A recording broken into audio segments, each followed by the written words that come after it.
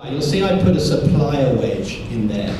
Can we just go through those different dimensions and how I see vendors impacting this? Direct footprint. For us, our direct footprint is clearly impacted by who we buy our equipment from. We put equipment in our networks, we put it in our data centers. Some equipment generates more consumption, uses more consumption than other equipment, generates a bigger carbon footprint for us. We also look at some other more out-of-the-box thinking in this area. One of the biggest carbon emissions sources in the ICT, the information communications technology world, is data centers. And about 50% of the energy consumed in a data center is from the air conditioning to cool the equipment. The other 50% is the equipment, and then 50% is the air conditioning.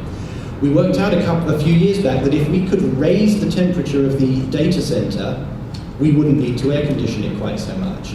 And we worked with our vendors as we rolled out a new network about 5 years ago to expand the operating temperature of their equipment, which allowed us, working closely with our vendors, to consume less energy. It wasn't their device that necessarily consumed less energy, but by allowing their device to run at a higher temperature, we could use less air conditioning and reduce our emissions. We could only do that from working very closely in a collaborative way with vendors. Products in life. We sell telephones to our customers, most of those phones. We don't manufacture anything ourselves, so everything we manufacture and sell to our customers, whether it's got a BT brand on it, a BT logo on it or not, is made by somebody else. We recently launched a new range of telephones that had half of the energy consumption of the range of phones that they replaced, all from working very closely with vendors.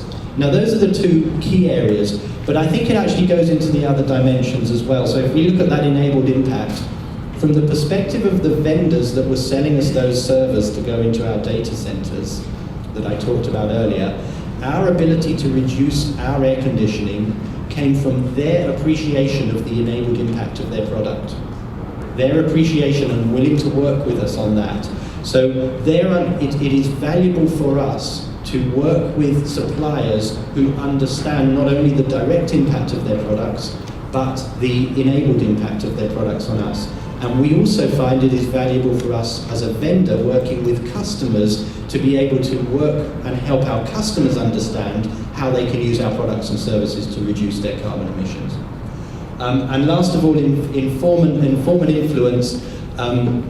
Just going to give you a couple of examples here of vendors, and one I'm going to use Pepsi because PepsiCo, as Russ is with us today. I had a very interesting conversation a year or so ago with the then Vice President of Sustainability at Starbucks about the importance for one of their products, which was Ethos Water that comes from Pepsi, coming from a vendor that has a good reputation in the sustainability space, because their customers judge them. The influence they can have on their customers is influenced strongly by the brand names that are seen within their shops.